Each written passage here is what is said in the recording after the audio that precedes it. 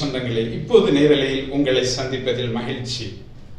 வருகிற ஏப்ரல் 28ஆம் தேதி அன்று இப்போது ஜஸ்ட் அவுட் நியூஸ் என்கிற 2 டிஜிட்டல் நிறுவனங்கள் சேர்ந்து செலிப்ரேட்டிங் ஜேர்னலிசம் வித் என் ராம் என்கிற நிகழ்வை ஒழுங்கு செய்திருக்கிறோம். அந்த நிகழ்வின் ஒரு பகுதியாக பத்திரிகையாளர்களுடன் அவர்களுடைய பத்திரிகை தொழிலை பற்றியும் பத்திரிகை தொழிலுடைய அடிப்படைகளை பற்றியும் பேசக்கூடிய நிகழ்வுகளை ஒழுங்கு செய்திருக்கிறோம். வெல்கம் டு இப்போது live.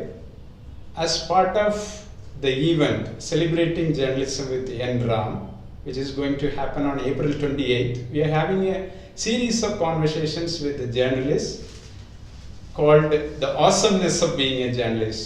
Now we have with us Annalisa Merelli from New York. She is part of Quartz.com. She has been a journalist 13 years. We are going to have a conversation about journalistic practices across the globe with her now. Welcome. Thank you. Thank you.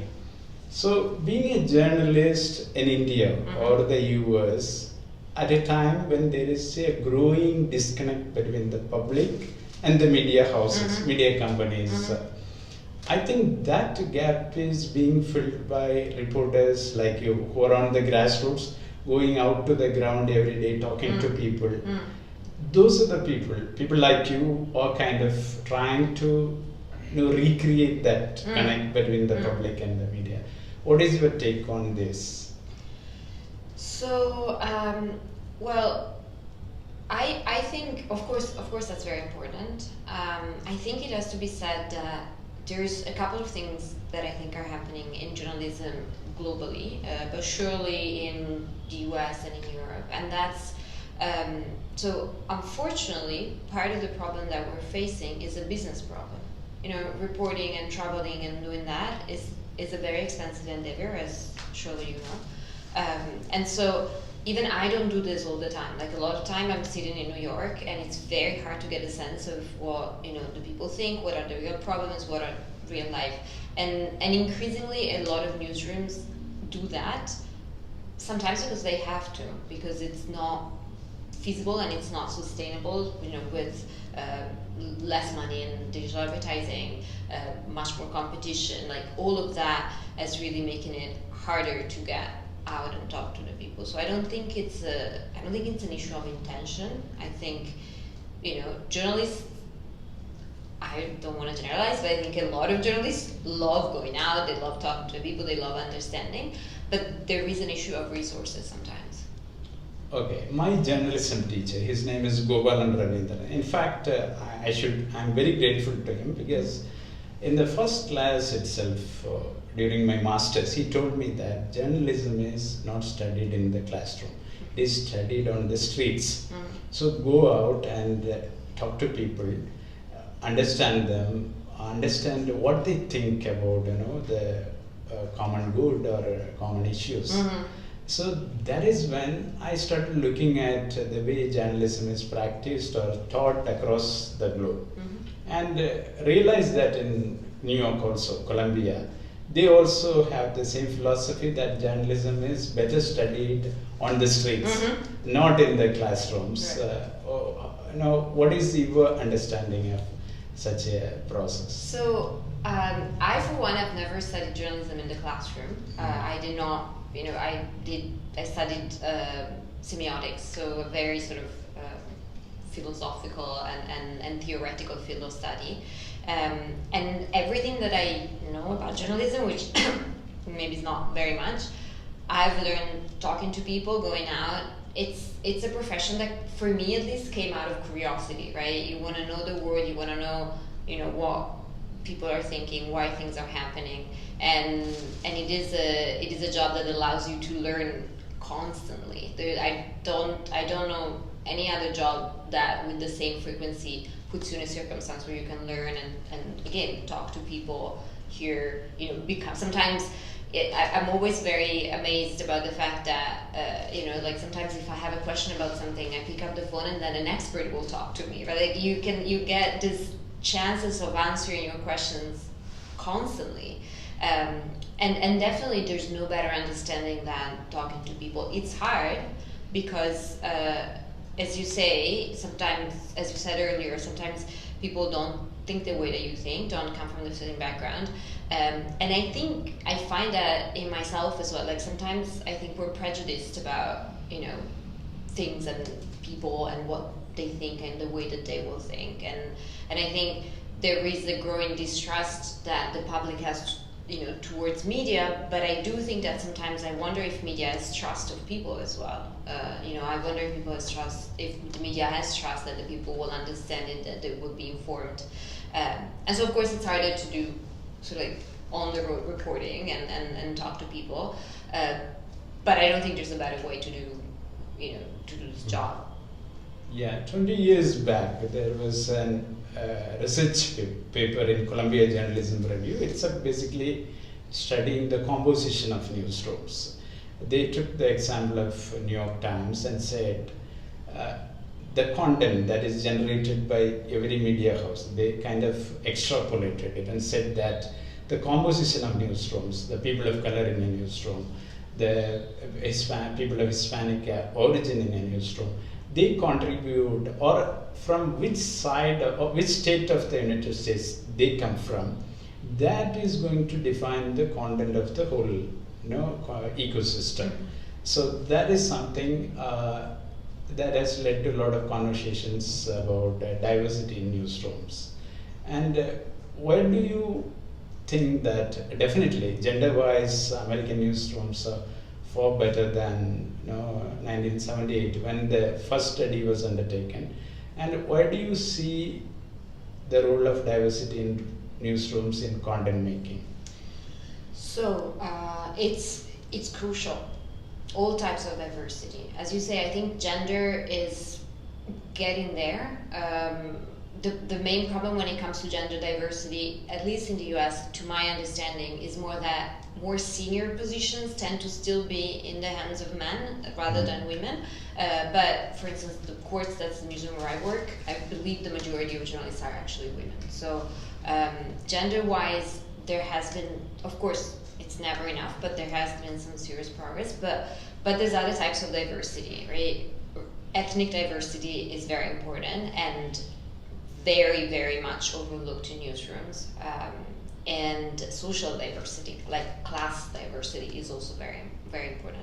And I think there's, you know, similar forces that affect both types of diversity, and also specific forces that, you know, that affect each. And so when it comes to ethnic diversity, of course, you know, people of color face much, you know, bigger obstacles in any field, and definitely in journalism, because they don't belong to the mainstream, very simply, because, you know, the system is sort of like built up against them, and so it's harder for them to make strides.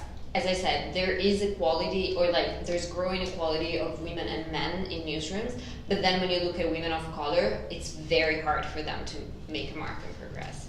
And then there's an issue of sort of class and social diversity, which I think is very important and somehow overlooked, because sometimes they intersect, right? Like sometimes you will have a person of color who's also of an underprivileged background, but by and large, journalism is becoming, because of what we were saying earlier, you know, it's a job that doesn't pay very much compared to others, has high barrier at the entrance, because internships are long and they're unpaid. You have to, in the US, you have to live in a big city to become a journalist. Like, all of those things are expensive, and the schools are expensive. So you end up cutting out the people who would most need to become journalists. You end up cutting out the people who are more underprivileged, who are more in touch with the stories that need to be told, because they cannot afford to be journalists. And that's something that you see, that I feel like we see a lot. On the plus side, I do think that in newsrooms there is a lot of, or like a growing awareness of that. You know, so at courts, for instance, we just formed a union with my colleagues in the newsroom, and one of the points that, you know, was really important for us to organize was we want to do our best to improve diversity in the newsroom. You know, we're aware that it's key to a good editorial product to to have a plurality of voices. So yes, absolutely, it's fundamental. Yeah, talking about the awesomeness of being in this profession, you, in one of answering one of the earlier questions, you talked about the amazement, or your knowledge getting expanded by the hour when you talk to people. It's sometimes you feel like reading 10 books at the same time when you are having a conversation with somebody from a different culture, different country. Now, how do you take it? This expansion of knowledge and dealing with that kind of the diversity of knowledge. How it has helped you as a journalist and as a human being? Well, immensely. I mean, first of all, it's a great privilege. Every day, I want to say, I don't think I'm exaggerating. I don't think there's a day that goes by that I don't feel very lucky to do this job. It's a great privilege. You learn a lot continuously, and it opens. Knowledge makes you more understanding. It made me a lot more empathetic. It made me a lot more curious. It sort of feeds itself too. So curiosity is it's like a dynamo. The more you do it, the more you have it. And so that is a great privilege. I also think it's a great responsibility. I think one of the reasons why I got into this profession, and at the beginning of my career earlier on, I considered maybe going into advertising or doing other things. But one of the reasons why I'm so passionate about this profession is that I do think that it's a social service. I do think that is, I'm very privileged to be able to talk to people, and that goes from the person in the street to very high up people. I feel like both teach you immense lessons, right? But I also have the responsibility of, convey their voices and, be as thorough as I can in my reporting, be fair to what they have to say. So that, I also, try and make good towards that responsibility. I think it's a combination of both factors. Yeah, this reminds me of Nelson Pointer's quote, the very famous quote. He talked about the ownership of a newspaper publication or a broadcasting property is a sacred trust and a great privilege. So, given a choice between being the richest person in the world and ownership of being the owner of a media company, he would prefer the latter. That's Nelson Pointer. So, when you talk about that sacred trust and a great privilege, what do you think is stopping us as a tribe, the journalists, from connecting with the people? You first said resources. There is pressure on the resources, and what else is stopping us from, as media houses, as media personalities, from getting closer and closer to the people, getting to the hearts and minds of the people? What else is stopping us? That's a very good question. I think several factors that we've mentioned. So resources is one. As I said, sometimes I wonder if we have lost trust in the people. I don't know how it was before I got into journalism, but surely, in the time that I've been in the profession, I've seen very much here that the people don't trust media, and the people is, antagonistic towards media.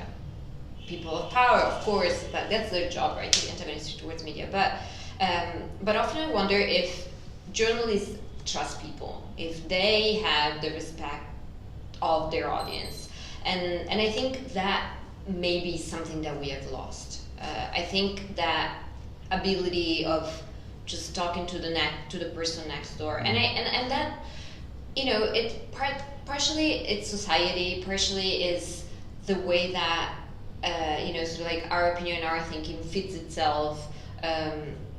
There's such a growing, even regardless of journalism, there's such a growing divide between political affiliations and political thinking and the values that people seem to express. And so I think in the same way that we're not really able to talk to, sometimes we're unable to talk to their relatives at dinner, we're not really able to talk to the person next door. And I think in some way we have lost the sort of faith in the fact that talking to many, people who are anyone will help us understand things. So we resort to instead talking to like one expert or like one person who's higher up, rather than doing the sort of like grassroots work of talking to the people in the industry, which is harder, granted. So but I think that definitely is. And then again, as we said, lack of diversity. You can't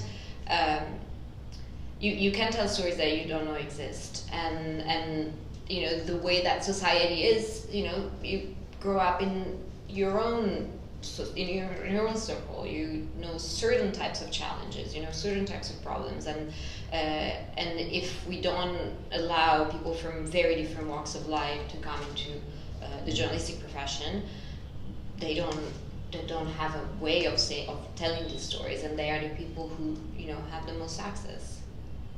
Okay, talking about the safety, there is a growing concern about the safety of journalists across the world.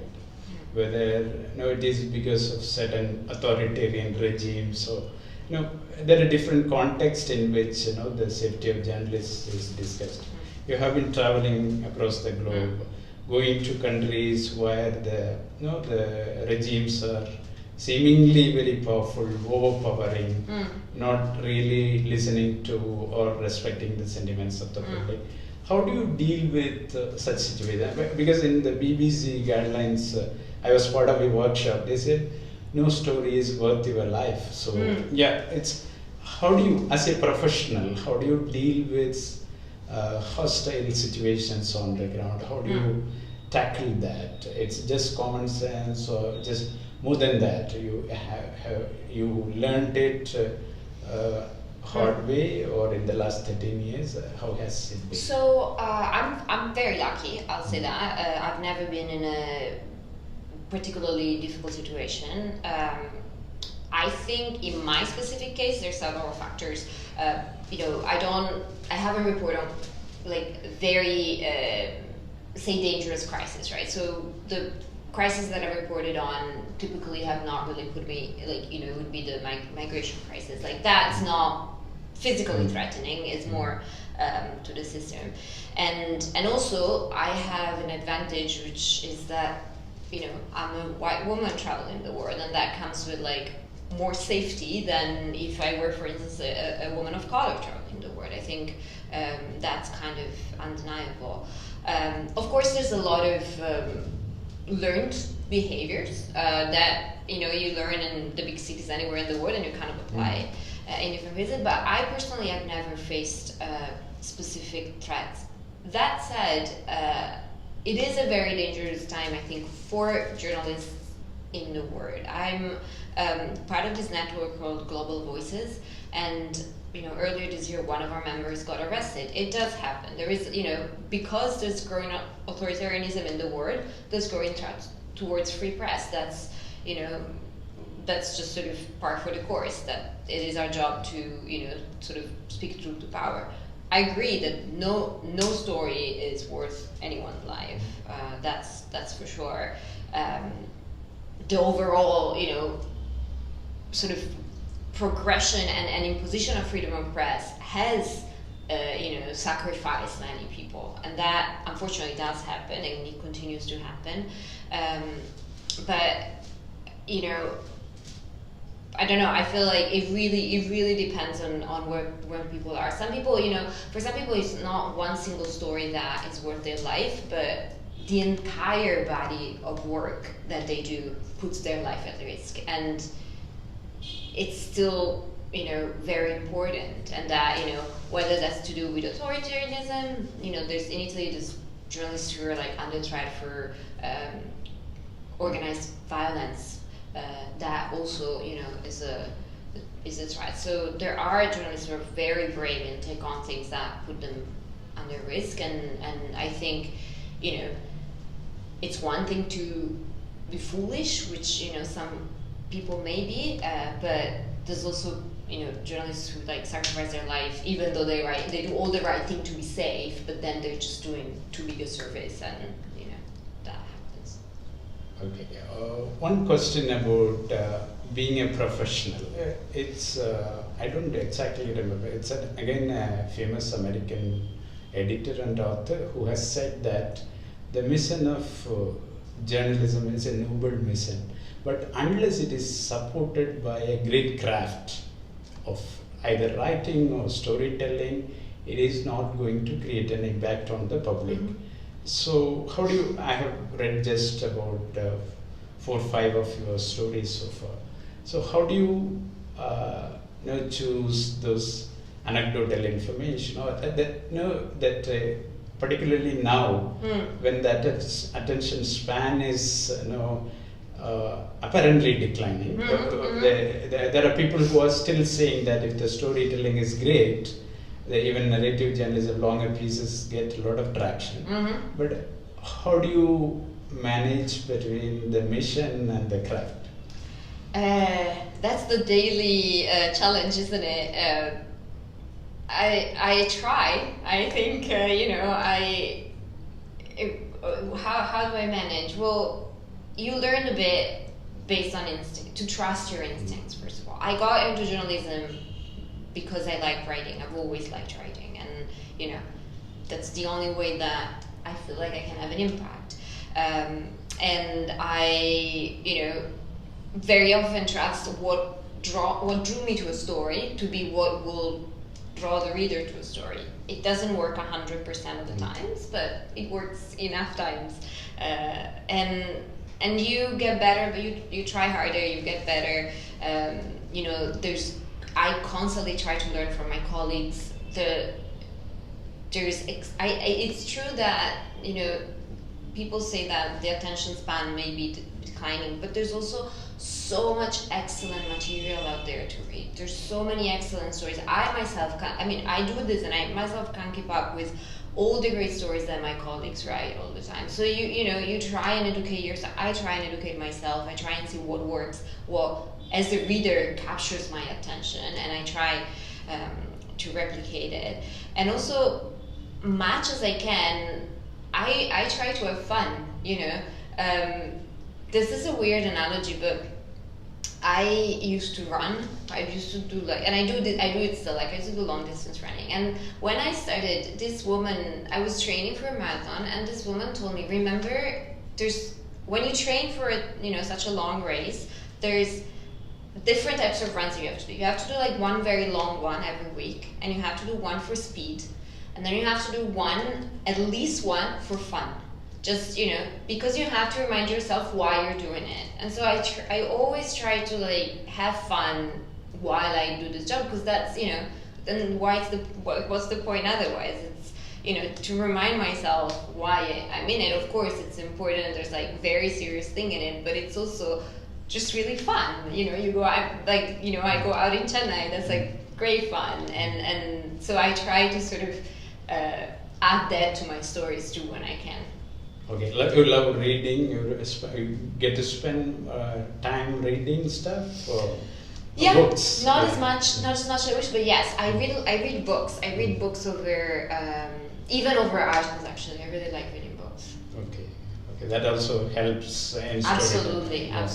And I'm not a native speaker, so for me, it's always an exercise to become better at writing in English.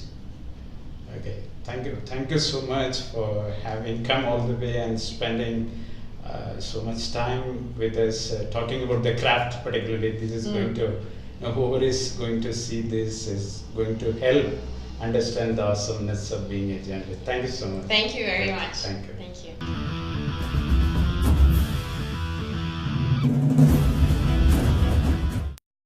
எல்லாருமே தமிழ்நாட்டுல சமூக மாற்றத்துக்கான தேவையை பத்தி தான் பேசிட்டு இருக்கோம். அந்த சமூக மாற்றம் எப்படி வரும்?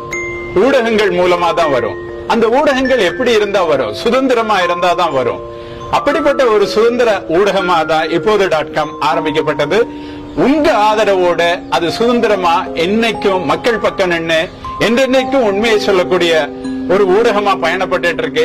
இந்த பயணம் தொடர்வதற்கு உங்களுடைய ஆதரவு முழுக்க முழுக்க தேவை. அதுக்காக தான் இப்போது.com உடைய முகப்பு பக்கத்திலே சப்போர்ட்டர்ஸ் அப்படிங்கிற லிங்க் இருக்கு. அந்த லிங்குக்கு போய் உங்க ஆதரவை தொடர்ந்து வழங்குங்க. அந்த ஆதரவு தான் மக்கள் பக்கம் நின்று என்றென்றைக்கும் உண்மையை சொல்லக்கூடிய ஒரு ஊடகமா இப்போது.com தக்க வைக்கும். அந்த ஆதரவை உங்களிடம் விண்ணப்பிக்க தான் இந்த சின்ன வீடியோ. தொடர்ந்து ஆதரிங்க. நன்றி, வணக்கம்.